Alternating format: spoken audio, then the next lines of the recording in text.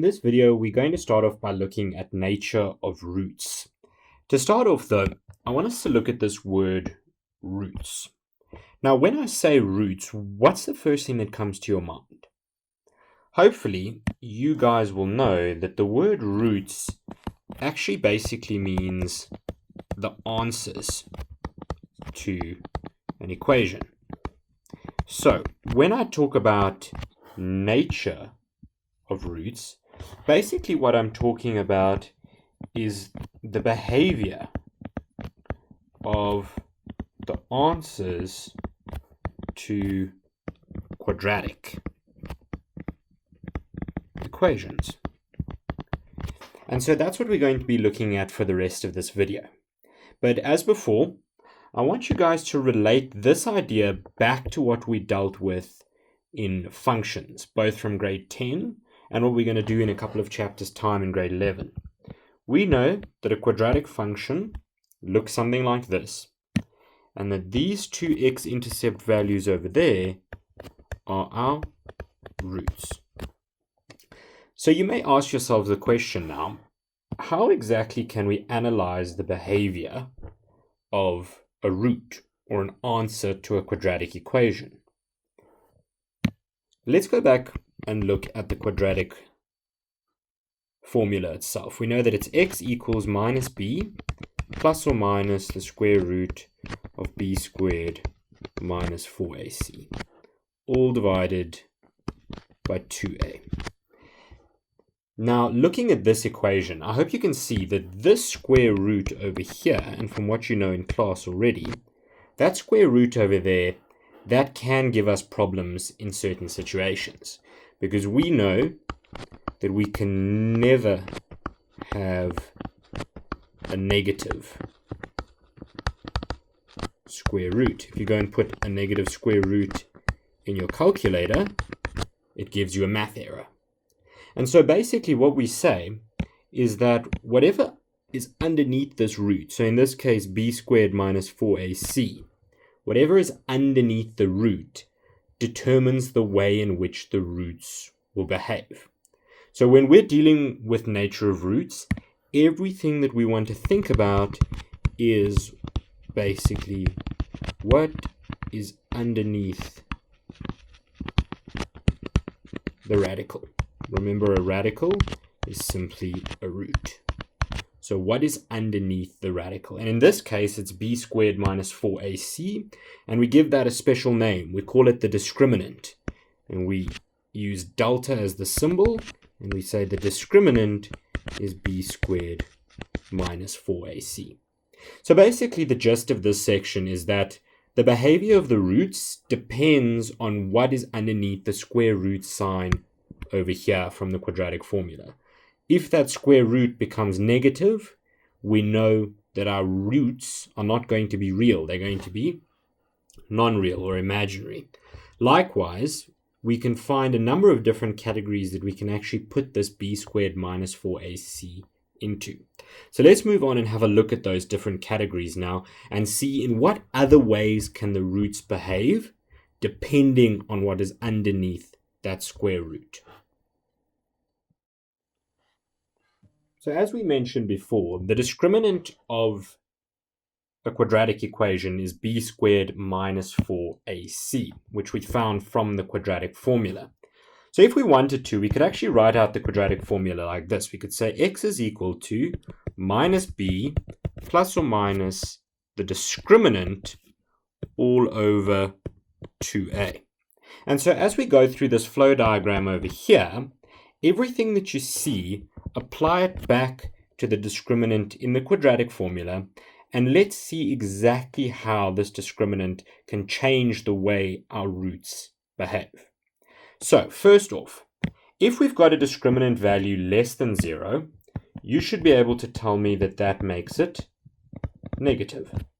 And if I put a negative in over here underneath the square root, well, this whole thing here is going to become non-real or undefined, and that would make our entire root non-real. And if you went and plugged in a negative square root on your calculator, you know that you would get an undefined value. Likewise then, if we go across and find a discriminant that is greater than or equal to 0, well, that will be positive, will it not? And if we have a positive value underneath the square root, well, we already know that it's going to be real. But we can break it down into a few subcategories. The first one is if the discriminant itself equals 0. Now, if we go and we put 0 underneath the root over here, we'll see that we'll have minus b plus 0 and then minus b minus 0, which is both the same thing. Hence why we say equal roots. However, if I wanted to sketch this out in a quadratic function, we would actually get something that looks a bit like this. We know that a quadratic function looks like that. And in this case, if the roots are equal, this turning point over here would be perfectly on the x-axis. And you can see that minus b plus or minus 0 is simply minus b. So it would all become minus b over 2a. And I want you to remember this for when we go on to functions in a few chapters' time, that we can actually get the turning point as a quadratic function from minus b over 2a. Likewise, going on from that, the other two categories we get are either between a squared rational or not a squared rational. Now, when I say a squared rational, all I mean basically is a perfect square, a perfectly squared number. And again, if we go and put a perfectly squared number under a square root, we're going to get out a perfect number. Hence why we will have rational roots. However, if I take a non-perfect square, so in other words, a number like 5, and I go and put it under the root here, well, we know that something like the square root of 5 is actually an irrational number. Hence, all the roots will be irrational. So that's how this flow diagram works. And as we come through a couple of examples in a few minutes, we're going to always look back to this flow diagram and see how we can apply it in the way that we answer questions as well. Let's have a look, though, the steps that we are going to follow in order to answer any questions in this chapter. So this is the important bit. So this is basically, whenever you see a question that speaks about nature of roots, this is what you will always do. Even if you get confused, use these steps and eventually you will at least get some marks. Okay, so step number 1, and this is the case for everything we've done in this first chapter, get your equation into standard form, ax squared plus bx plus c. Then clearly mark out what your a, b, and c values are. Even if you go and write them on the side of your page, as long as you make it clear to yourself, you carry all the negatives with it. If I'm left with something like this, where I've got x squared plus 2x plus 3 minus k equals 0, you should be able to tell me that everything left over is your c value, the b value is 2, and the a value is 1. So be careful of things like this, because often people miss out that everything left over is the c value. Your next step is to go and compute your discriminant, the b squared minus 4ac. And if I leave you with variables like k in the answer, you're going to put them in your discriminant anyway, and you're going to go and try and solve for what you need. Then you're going to look for keywords, such as equal roots or real roots, and you're going to sub whatever you get here in step number 3 into one of those categories. So in other words, if I said to you, find something that has real roots, and you went and computed your discriminant with these values over here, you're going to go ahead and leave the k in, and then substitute where you see delta everything that you've written out for that b squared minus 4ac. And you'll see a little bit more clearly in the example we do in a minute exactly what I mean by that. And then lastly, the 5th step was to basically says to us that if you did have any variables such as m or k or t or p or whatever it may be, simply solve for those variables using the category that you've put it in from this flow diagram over here. So let's go ahead now and look at a few examples. So the first example that we'll look at is actually quite easy. And all the question says is discuss the nature of roots in the equation 2x squared minus 3x plus 5. My first bit of advice to you is because it says discuss the nature of roots, you should not be solving this equation. So don't solve it. All right, that would be the first mistake certain students make in an exam. So we're not going to solve this equation. Instead, we're going to go ahead and follow those steps that we had written down from earlier. So step number 1, get it into standard form, which we have done already. So that's fine. Then we want to clearly write out our A, B, and C value. So from here, we can see that our A value is 2, our B value is minus 3. Make sure that we carry the sign through, and the C value is positive 5. Our next step was to go and compute our discriminant. So we know our discriminant is b squared minus 4ac, which is going to be minus 3 all squared minus 4 times 2 times 5. And so we're going to get 9 minus 4 times 2 is 8. 8 times 5 is 40. So it's 9 minus 40, which gives us negative 31. Now you guys should be able to see that this value over here, negative 31, is firstly negative. And that tells us that our discriminant is negative. So our conclusion would be, therefore, delta is less than 0. Therefore, the roots are non-real. This over here is the comment or the discussion that we made on our nature of roots. So it's a nice, easy question. Follow the steps and you can't go wrong.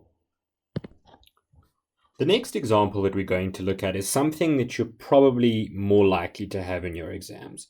So this is an exam type question. The one we previously did is just to give you an idea of how we work with these questions. And what's nice about this one is we're going to have an opportunity to see exactly how this flowchart can help us in a question. So it says, for which values of k will the equation x squared minus 5x equals k have equal roots? There's our key words. So we're going to come back to that in a few steps' time. But the first thing that we always do is get our equation into standard form. So our equation would be x squared minus 5x minus k minus 5x minus k equals 0. We can then go and write down that our a value is 1, our b value is minus 5, and our c value is minus k. Now's where we can go and look at our flow diagram. So it says to us that we need equal roots. So you follow down the table, we have real roots, and there we have equal roots, and we need our discriminant equal to 0. So let's go and compute our discriminant as the third step first. So we know that delta is b squared minus 4ac. You don't necessarily have to rewrite the formula in your exam every time, but for these cases, we'll just write it. So it's minus 5 all squared minus 4 times 1 times minus k. So we're going to get 25 plus 4k. And now's where we can go and apply this idea from our discriminant from our flow diagram over here. So we know that we need this to equal 0 in order for us to have equal roots. So we will say 25 plus 4k equals 0. Therefore, 4k equals minus 25. Therefore, k is equal to minus 25 over 4. And this here is our final answer. Our discriminant needs to equal minus 25 over 4 for us to have equal roots. And basically, in case you don't understand what this is saying, is that if I had the equation x squared minus 5x plus 25 over 4, I put the plus because of that negative over there, equals 0. This equation over here would have equal roots if I solved it using the quadratic formula. Now we're going to go on to a question that's slightly more difficult. So the question is, show that the roots of the equation x into 6x minus 7m equals 5m squared are real, rational, and unequal for m not equal to 0. So m not equal to 0. So basically they're asking us to prove that every solution of this equation has roots that are real, rational, and unequal. And we know that if we go back and have a look at our flow diagram, in order to have real, rational, and unequal roots, our discriminant needs to be not only greater than or equal to 0, but it also needs to be a perfect square. So that's basically what information we can extract from the flow diagram in terms of a question like this. So step number 1 is always to get our equation into standard form. So I'm going to distribute this x into the bracket and then move that 5 over. So we're going to get 6x squared minus 7mx minus 5m squared equal to 0. And again, we need to make our a, b, and c value clear. So a is 6, b is negative 7, and c, 7m, and c is minus 5m squared. So now we're going to go and compute our discriminant. Again, when we're working through a question like this, you read it, you're not quite sure what they want from you, just follow these steps. By getting it into standard form, you've probably got a mark already, and by computing your discriminant, you're probably going to get another mark. So delta is equal to b squared minus 4ac, which is then going to be minus 7m all squared minus 4 times 6 times minus 5m squared. And we know that minus 7m squared is going to be 49m squared. And then in the next step, it's going to be 4 times 6, which is 24, times 5, which is 120. So it's going to be plus 120m squared. And we group our like terms, and we get 169m squared. Now, you may think that there is a lot more to do in this question, but the truth is that there isn't. Because if we look at this over here, we can tell that 169m squared is firstly a perfect square. 169 is 13 squared, and m squared is simply m squared. We also know that because this here is squared, whatever value of m, so whatever value of m I put in, it will always be positive. So that squared will always negate any negative that we have in for m. So the idea here is the fact that 169m squared is firstly always a perfect square, and is secondly always going to be positive. And if we go back up and briefly look at our flow diagram, we can see that if something is a perfect square and it's always positive, well, our roots will be real and rational. So to answer this question, you would just need to make a comment along the lines of 169m squared is always positive and a perfect square for all values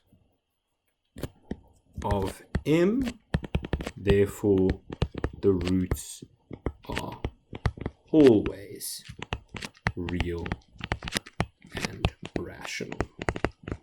And of course they will be unequal because the discriminant is not equal to 0.